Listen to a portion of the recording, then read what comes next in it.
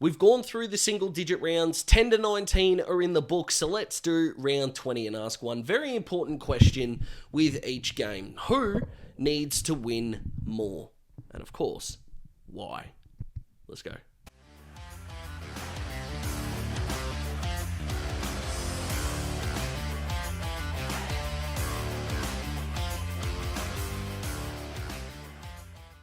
Things have been really exploding lately, so if you could like the video so more people could see it, therefore watch it, that would be amazing. And if you haven't already, click that subscribe button. So many others have, why not jump on board? Anywho, let's roll. Friday night, Carlton versus Port Adelaide, and this is one of those, 50 cents versus, two 20s and a 10. How the hell do you pick? But I think I'm going to go with Carlton here now. I don't think Port are going to make the 8. Now, from here, they've got Carlton, and then I believe, off the top of my head, they've got Melbourne, Adelaide, Fremantle, and someone else. Sydney at, I think at the SCG as well. Well, that might be at home. Anyway, that's a tough run home, even if they beat the Blues. Whereas for the Blues, lose this and they go, I think, from contender to pretender status real quick. Therefore, I think Carlton need to win this game a little bit more. They got North last week and they were okay-ish against the Roos, but against a top 8 opponent, just to really get the cobwebs out and get themselves ready to launch into the last bit of the season before they hit up finals, last year's prelim final losers. This is a really big game. A massive game. And Port Adelaide, I don't think have really done too well against teams higher than them on the ladder. So not only do I think Carlton win the game, but I think they need to win it a little bit more. North Melbourne v Geelong, and I think this is just clearly Geelong here. You just got to bank this win. Sorry to North, and I think you are playing much better football in the last month and a half. But any team that is in the top 12, that is playing any team in the bottom 6, they just need to win. You've just got to bank that win and run with it. And for the Cats, that's simply the case. I think Jeremy Cameron could have a big day. Rory Lobb gave him a bath in the mud bowl. That was GMHBA Stadium last week, and I think he's going to bounce back in a big way. Where I think North can get on top in this game is in the midfield, which is quite clearly Geelong's weakness.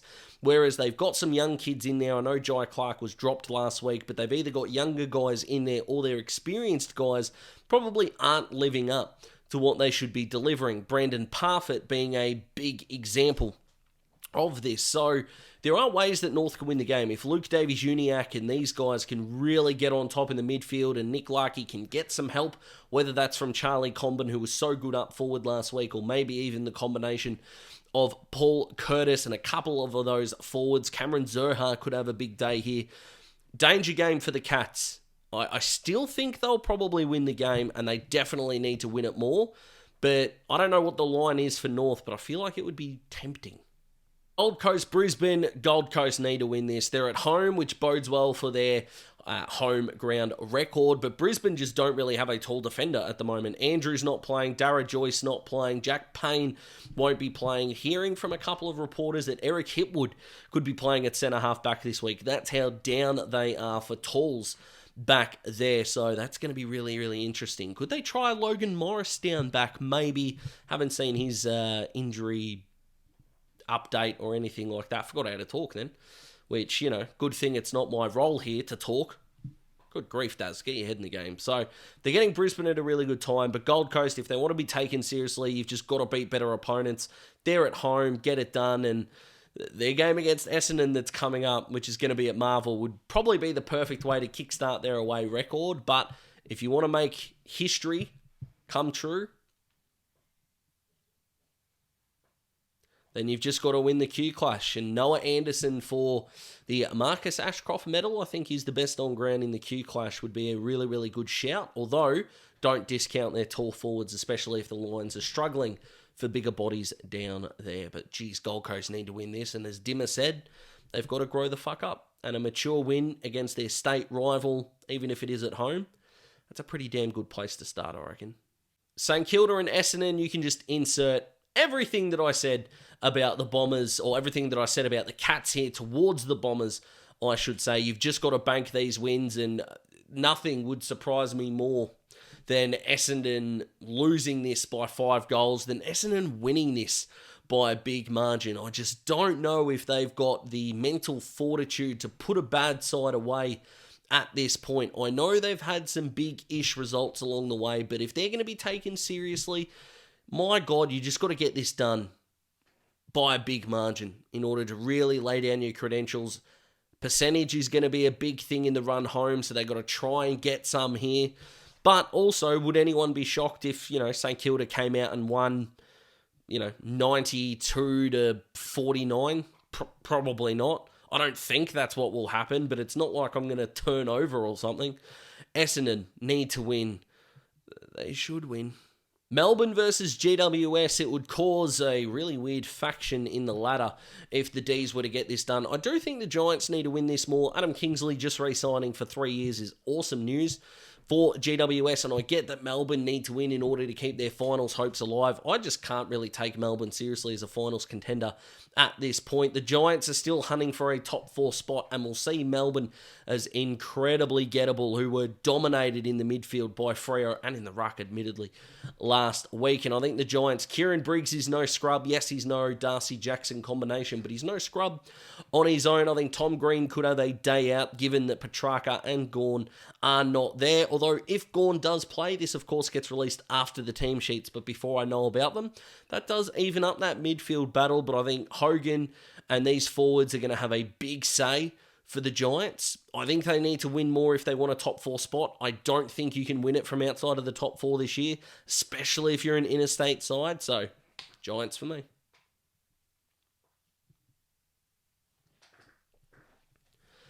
Freo West Coast, you guys know it's Freo at this point, just can't afford to lose the game. Caleb Sarong was damn right awesome last week, as was Andrew Brayshaw in that midfield. And for the Eagles, they will just want to put up a better fight in this game. And I don't really think anyone can blame them, to be perfectly honest. But yeah, Freo, they just need to win. Geelong, Essendon, Freo, they're in the same boat here with those bottom 6 sides at this point in time. So in terms of the Ross Glendenning medal, given how even Freo have been across the board, I honestly wouldn't be surprised if someone like Luke Jackson came out of nowhere to get it done. Outside of the usual favourites, Sarong, Brayshaw, Hayden Young, they're all the easy options. But if we want a true smoky, I want to buy a little bit of Jeremy Sharp stock in the Ross Glendenning medals for his metres gained and his ability to track that wing would be a really, really good shout. So, sure, as much as Sarong and Brayshaw are the easy picks, if you will, maybe a couple of dollary doos from Dazzling on Jeremy Sharp might be the way to go. But Freo need to win this, absolutely, to keep in touch with the top 4.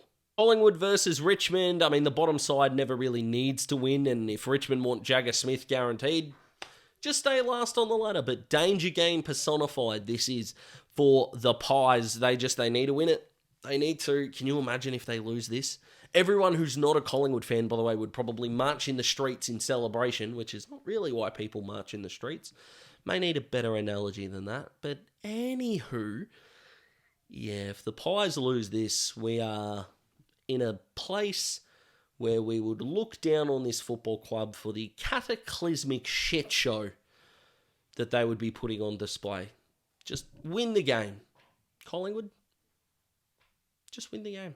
Sydney versus the Bulldogs. I can totally understand if you say the Swans here, but in terms of wanting to be in the top 8, the Bulldogs need to win the game. They both do, but the Bulldogs more. They've got teams like Hawthorn behind them, Melbourne behind them that have got winnable games this weekend that if they do drop out, their percentage is going to be fine. You still need the premiership points, first of all.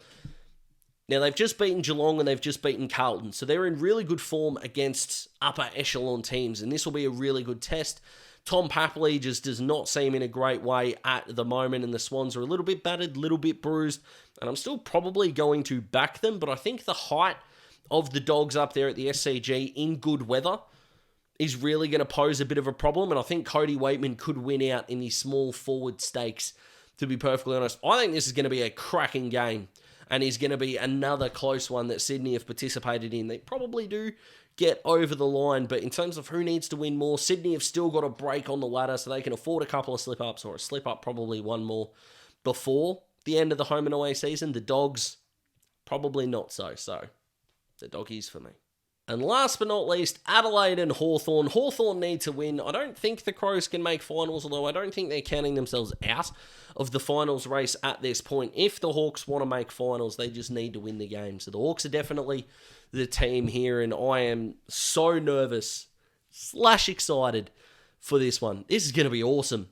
But I am going to be a bundle of nerves. I am going to be anxiety-ridden up until that first bounce. And if it's close, I'm probably not going to be in a good way. I'm not going to lie to you. But it's going to be a ripper. I'm looking forward to it in a massive way, as I hope all Hawthorn and Adelaide fans are. And the Crows fans, you know, they like me most of the time, so I don't think there's going to be any bad blood here. I don't fully expect you to convert into a Hawthorn sympathiser for this week, Crows fans. You know I love you all, but I'm pumped for this, and I reckon you guys are as well. But what the Hawks will be able to do in a massive way is stamp themselves truly as the finals contenders and maybe likely to make it. Extraordinary that after round 5 this year, I think it was on PointsBet, they were $121 or $151 to make the 8. They're currently $2.50. And if anyone for some stupid reason made that bet, please cash out. You would be so far ahead. It would be extraordinary after 0-5. But the Hawks, absolutely. In terms of the top 3 teams that need to win, I'm actually going to put the Giants here in my top 3 alongside the Bombers and the Hawks. I just reckon the Giants, in order to stay within reach of that top 4, lead the charge for that 5th to 8th kind of realm. But Essendon are also up there, can't afford to drop the game against St Kilda, and I've just spoken about the Hawks, so I don't really need to repeat myself. In terms of the footy tips at the moment, we are, and I hope I am pronouncing this right, fucking flying at the moment. 32 of the last 39 games. So I'm really happy with my form at the moment. 7 of 9 last week, and this week's they look like this. Sure, some of the teams that need to win this weekend aren't necessarily the ones I've tipped, but I think that's why we like the different way I go about my preview. So that's it, guys. Round 20 done and dusted, and fingers crossed Zach Butters can have a game similar to what Jack Ginnivan did, given he was my thumbnail player last week. So, hope you enjoyed. Like the video if you liked the video. Subscribe to join the Daz Talks Footy family. You have yourself a bloody awesome weekend.